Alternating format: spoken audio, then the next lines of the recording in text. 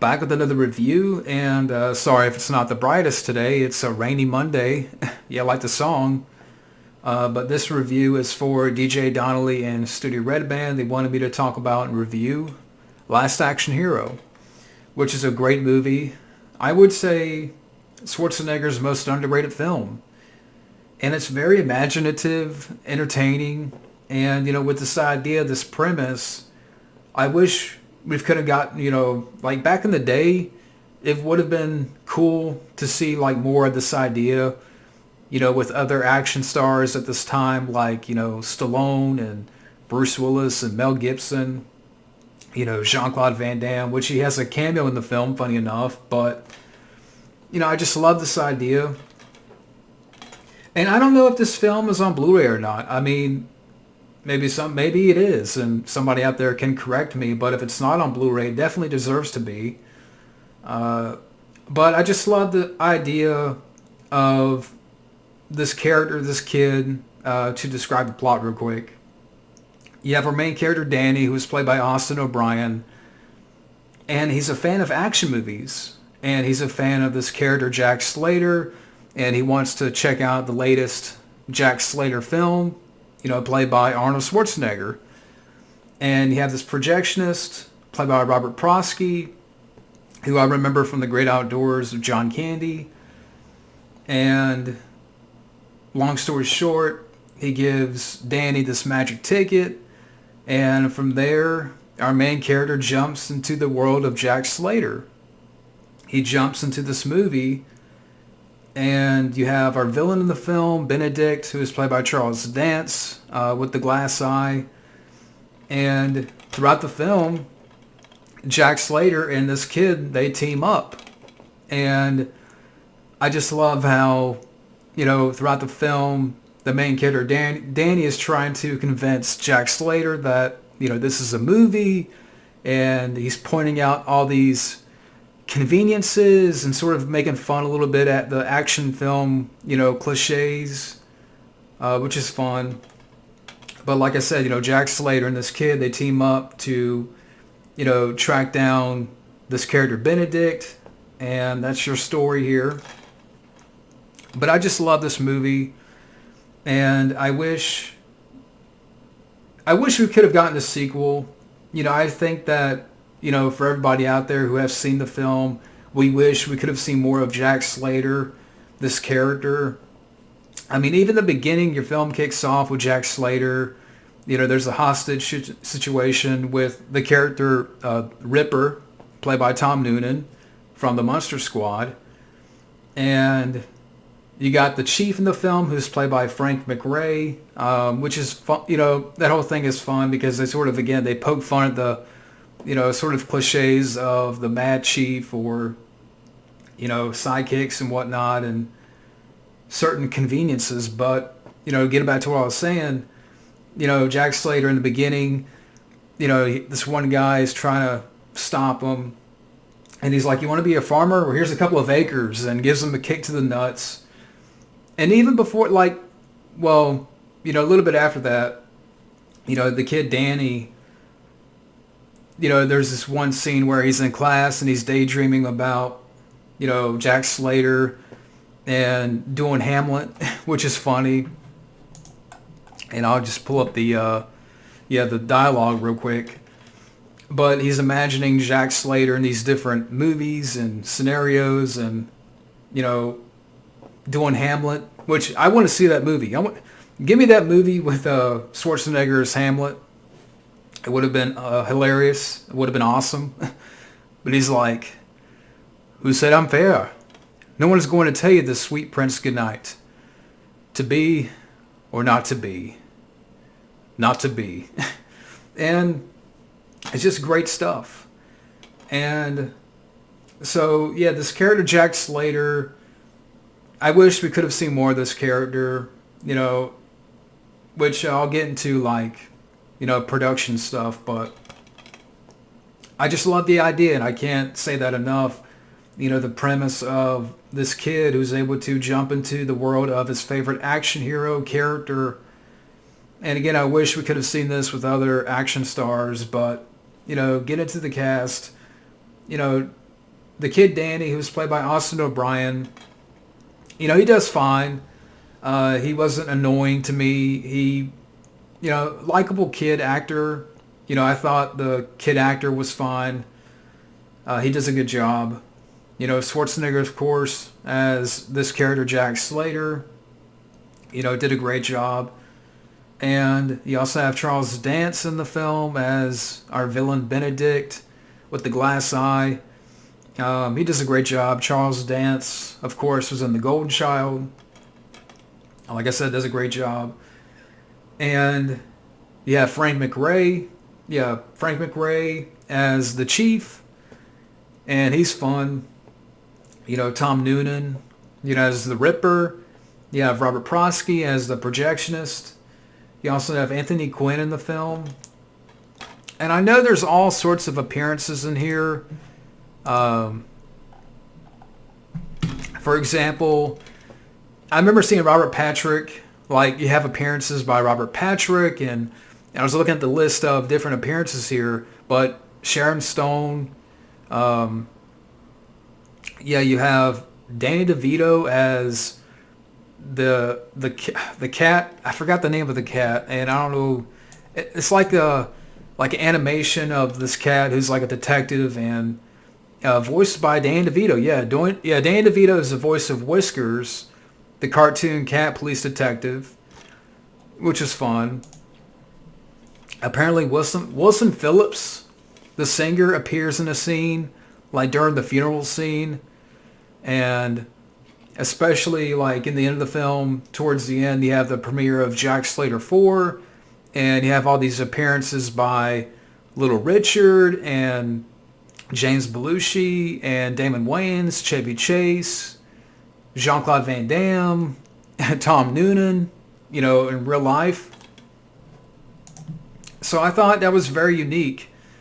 And sorry if again, it's a rainy day. It's not the best as far as lighting, but, getting back to what I was saying, it's just really cool how they were able to mash up, the real actors, especially in that scene where they're doing the premiere, and you have all these cameos, and meanwhile, all this chaos, because towards the end of the film, Jack Slater jumps into the rear world, and he's pursuing Benedict. And then you throw in the character of, the Ripper in there, played by Tom Noonan. So even before the sixth day, you had two Arnolds appear, in the end of the film. But again, the cast does great. And I definitely got to give, props to the script written by Shane Black and David Arnott. Yeah, David Arnott, which... as far as like the script, it says right here, according to Wikipedia, the original screenplay was by Zach Penn and Adam Leff, meant to be parody typical action film screenplay of writers such as Shane Black. Penn noted himself that the studio ironically then had, Black rewrite the script. The original screenplays differ heavily from the finished film and is widely available to read online. Although it is still a parody of Hollywood action films, it was set almost entirely in the film world and focused largely on the futile cycle of violence displayed by the hero and how it had an effect on people. And due to radical changes, Penn and Leff were eventually credited with the story of the film, but not the screenplay.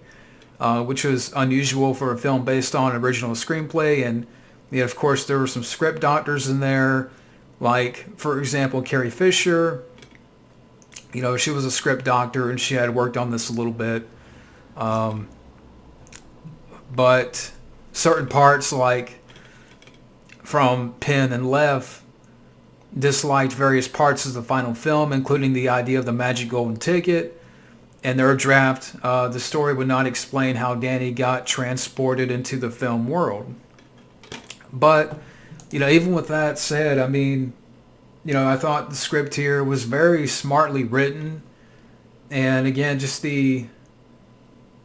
I think the idea and the premise definitely, you know, I'm just like, man, I wish we could have seen more of this. And, you know, I love the idea of sort of poking fun at the conveniences of an action film and, you know, certain cliches, how Arnold would fire a gun and, you know, a car would explode, or, you know, he's in his house and you have a guy waiting in his closet to kill him.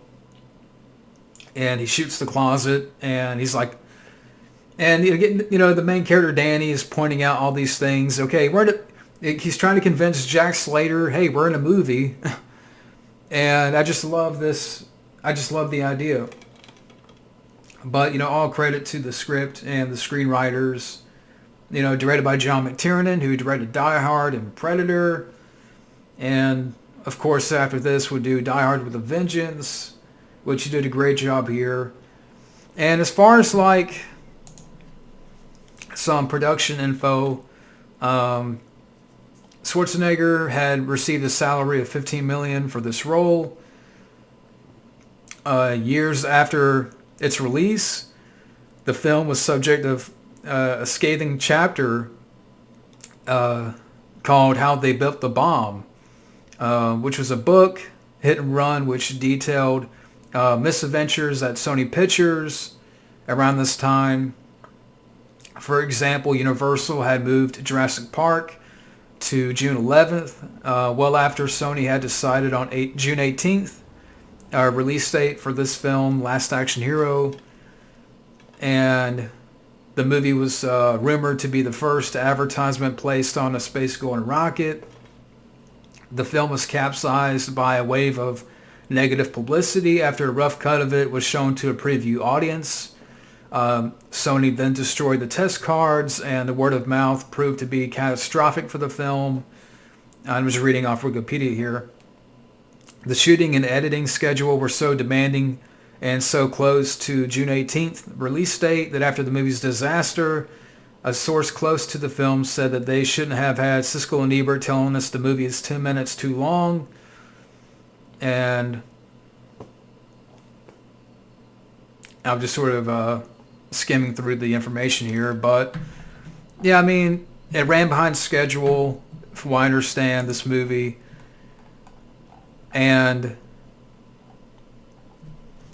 But here's some other information, like side trivia. Schwarzenegger thought the script was one of the best he ever read, especially liked all the elements of comedy, action, and drama, and satire. Charles Dance said in an interview that after being told that he had won the part turned down by Alan Rickman because of the salary, he wore a T-shirt on set which read, "I'm cheaper than Alec Rickman." At one point, Robert Zemeckis was in talks to direct the film, which would have been interesting, you know, what Zemeckis would have done with that. But yeah, the movie ran so far behind schedule that they had one test screening, which ran for 2 hours and 20 minutes with a lot of inaudible dialogue, boring audiences. The studio refused to delay the opening, so not to send the movie the message the movie was in trouble, a decision Arnold Schwarzenegger agreed with. So yeah, some interesting, you know, sort of behind the scenes with this movie. And again, I know it's not, sorry if it's not the brightest. So yeah, a lot of interesting stuff there and stuff that you can, you know, read about. But yeah, I mean, I love the sense of humor too as well, which I didn't mention, and you know, some of the funny, you know, fun lines and dialogue in the film, which I have right here too. But I mean, I forgot about the scene where they go into the video store and they see a Terminator 2 poster, but Stallone is in the poster, and Danny's like, "It's not possible," and Slater's like, "What's not possible? The man's an artist. It's his best performance ever." And he's like, "But that was you. You were in that movie." So again, that's interesting how they were to play with that a little bit, and also, you know, you got the line, you know, "May I speak to the drug dealer of the house, please?" And just a lot of fun dialogue and fun lines from our, character Jack Slater. But, yeah, I mean, I don't know what a lot I can add. But, yeah, Last Action Hero is a great action movie. And, it's also filled with humor and adventure and great direction from John McTiernan. And like I said, I would say this is Schwarzenegger's most underrated film. Because Arnold, it seems like whenever, he's interviewed now or if he has a movie coming out, he's always asked about either the Terminator or Predator. And I'm like, okay, but to me, Arnold has done other films like, why don't we talk about Last Action Hero? Why don't we talk about The Running Man a little bit more? Or Eraser a little bit more? It's like he's done other films than the first two Terminator films, or T2, which I love T2, but a lot of people ask him about T2 or Predator, or they seem to be like, the more I think about it, they ask him more about Terminator 2 than Commando. So I'm like, why don't we talk about Commando more? But I can go on and on with that. But yeah, Last Action Hero, again, is a great movie and a great Schwarzenegger film, and with a great premise and idea that's very imaginative, and, a great villain by Charles Dance. I really like The Glass Eye, and, fun dialogue, memorable dialogue. And it's a great action adventure. I mean, yeah, if you haven't seen this film, definitely check it out, Last Action Hero. But that's my review of Last Action Hero. I hope you enjoyed it. But thank you for watching, and have a good day.